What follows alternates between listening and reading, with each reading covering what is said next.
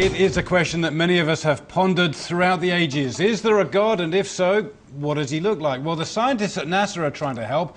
Having released their so-called Eye of God image earlier this year, they've come up with the Hand of God, a snapshot taken by the Chandra X-ray Observatory, orbiting some 580 kilometres above the Earth. Astrophysicist Patrick Slane joins us on the line now from Cambridge, Massachusetts. Patrick, great to have you on the show. This is an incredible image. How on earth did you get it? Well, this is an observation that was taken with the Chandra X-ray Observatory. We point an X-ray camera at this part of the sky and collect the information that is produced from this object that's glowing in X-rays. We take it with a camera that's similar to a camera in a cell phone, except that it's sensitive to X-rays, and then we choose the low-energy X-rays and color them red in this image, and the high-energy ones and color them blue, and that differentiates the upper portion from the lower portion, and otherwise it's a regular picture. Is it in any way a trick, or was it one of those freak moments? If we took the same picture again, would we get a different result? No, indeed, if we took the same picture again, we would get almost exactly the same thing. We do observe that in the centermost portion of this structure, there's actually variations in the brightness with time. Some of the structures are getting brighter and dimmer on timescales of months or so, but otherwise it would look just like this if we took the same image tomorrow. And describe to us the size of the image we're seeing. How big is the hand? So at the very, very center of the hand, there's a bright, compact source called a pulsar that is about 10 kilometers across, but the entire structure from the faint region at the lower left to the bright reddish region at the upper right is about 150 light years across. Now, this image really does have a certain amount of wow factor. It really does look like a hand. I can see why it's been labelled the Hand of God. You guys, by your very nature, are scientific. When you saw this image, did it make you guys think perhaps a bit differently about life and whether there is a God up there? To tell you the truth, when I first saw the image, it wasn't the hand structure that stuck out to me at all. It was some of the other more complex structure in the innermost regions. And so, no, I think that we really concentrated more on why is this structure lighting up that region up at the top. Why is there a dark region or dark regions in between those finger-like structures? I really concentrated more on how this thing could be made rather than what it might mean. Patrick Slane, well, thank you very much for joining us on the line and sharing your thoughts with us on that absolutely sensational image. الكف أو اليد التي تطلع من السماء علامة من علامات ظهور المهدي عليه السلام. من الكتب في السنة هذه روايات تثبت العلامة عن أسماء بنت عميس. علامة ذلك اليوم أي وقت ظهور المهدي يد تمتد من السماء والناس تدور لتراها. مهدي آخر الزمان لابن حسام الدين المتقي، الصفحة 69. وروايات أخرى لنفس المصدر في الصفحة 51. في ذلك الوقت أي وقت ظهور المهدي سترى يد تظهر نفسها من السماء. ورواية ثالثة من القول المختصر في علامات المهدي المنتظر لابن حجر المكي في الصفحة 35. ستدوم الخلافات والنزاعات حتى تظهر يد في السماء ويصيح صوت يقول إمامكم هو المهدي. فإشارة ذلك اليوم يد تمتد من السماء والناس ستنظر إليها وتراها.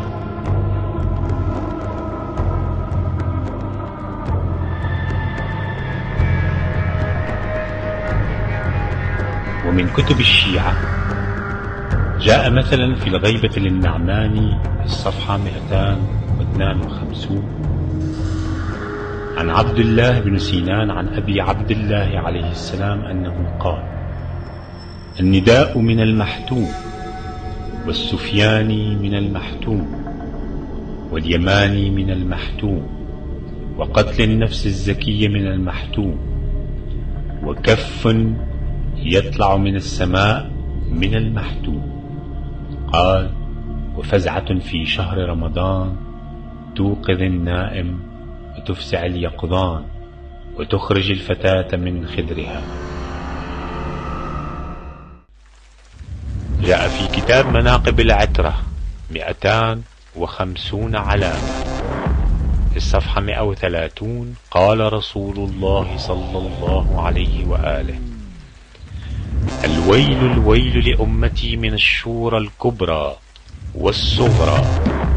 فسئل عنهما فقال: أما الكبرى فتنعقد في بلدتي بعد وفاتي لغصب خلافة أخي وغصب حق ابنتي، وأما الشورى الصغرى فتنعقد في الغيبة الكبرى في الزوراء لتغيير سنتي وتبديل أحكامي.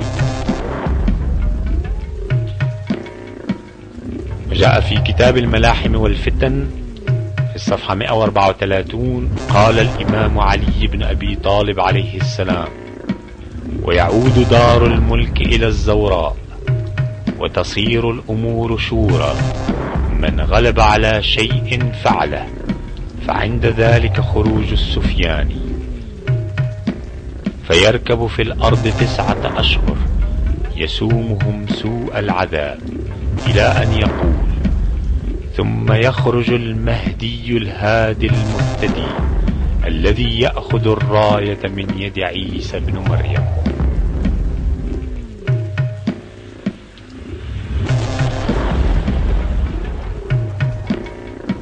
وفي بشارة الإسلام الصفحة 104: قال أمير المؤمنين عليه السلام: إذا صاح الناقوس إلى أن يقول: وعقدت الراية لعمالقة كردان قادة الأكراد وشيوخهم، فتوقعوا ظهور مكلم موسى على الطور.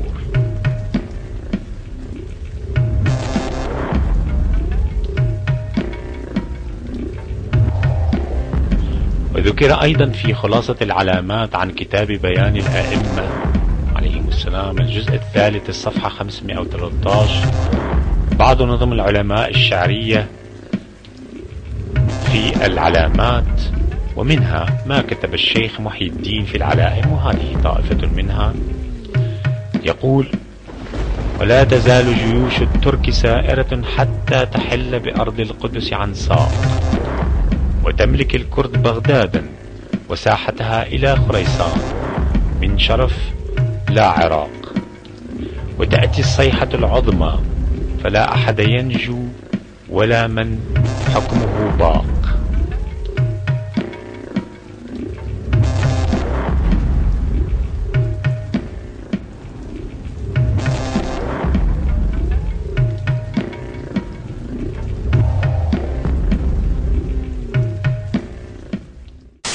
والآن يوجد من الأخبار ما يكفي من أن أمريكا قد أسست منذ عدة سنوات، ربما 10 سنين، ما يسمى بقوات التدخل السريع تحسبا لظهور المهدي عليه السلام وليس لشيء آخر.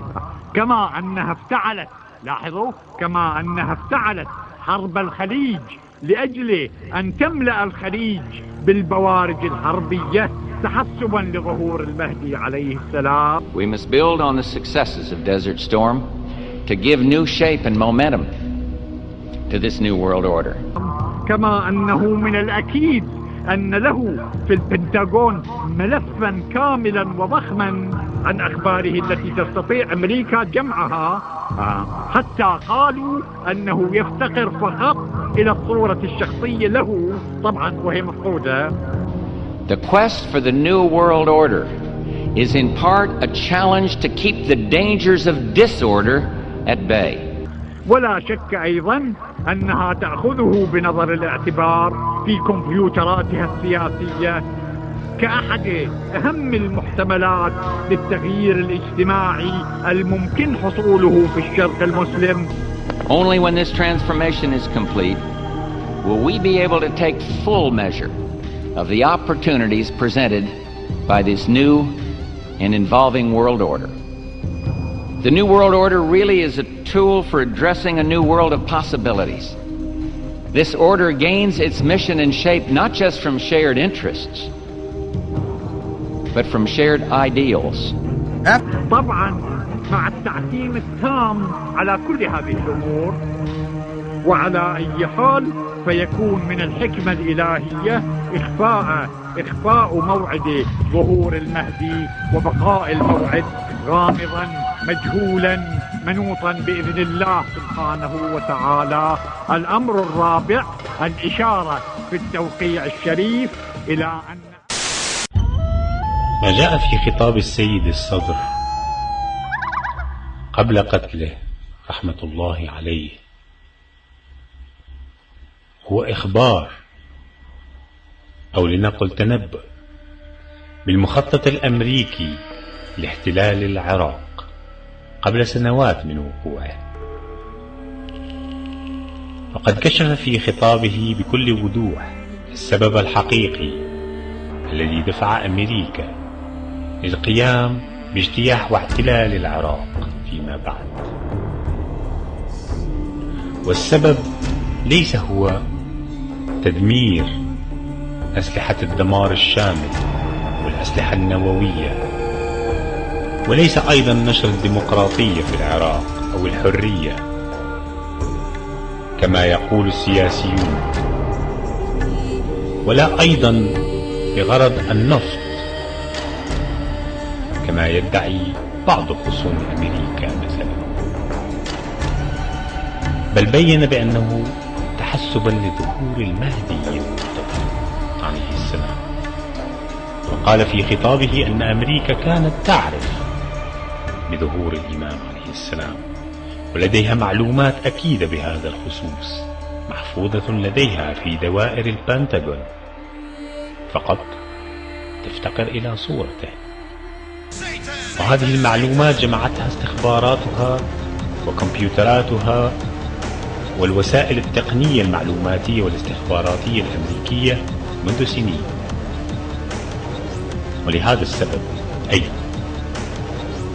لمحاربة المهدي يقول السيد الصدر: حشدت أمريكا جيوشها في الخليج وخططت لاحتلال العراق، وفعلا احتلت العراق استعدادا لمواجهة ومحاربة الإمام المهدي عليه السلام ومخططه لإقامة دولة العدل الإلهي التي ستفني حاكمية الناس والدجال الأكبر أمريكا والديمقراطية وتنصيب الناس للناس.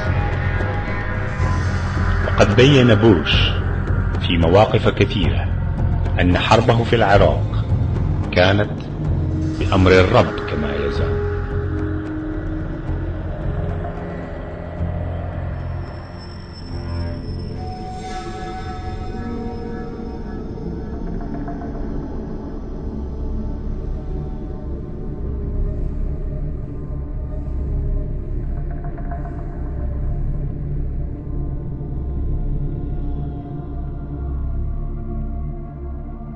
The rule or supremacy of Allah subhanahu wa ta'ala versus the rule or supremacy of the people has been the center of the war between good and evil ever since the days of Adam al-Islam and Allah's words to creation, letting them know He is the one who picks a ruler or caliph in the land.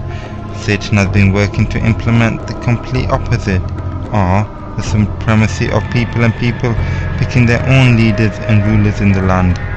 That is why the religion of the Dajjal is democracy, or the complete disregard of the rule of the prophets in Islam. For with democracy one can do what thou wilt, as Alistair Crowley said, and one does not have to worry about the rules of the Lord Most High. Think about it. How many of the prophets chosen by Allah subhanahu wa ta'ala were elected by man? Has not the struggle always been with the fact that the people reject someone chosen or appointed by Allah?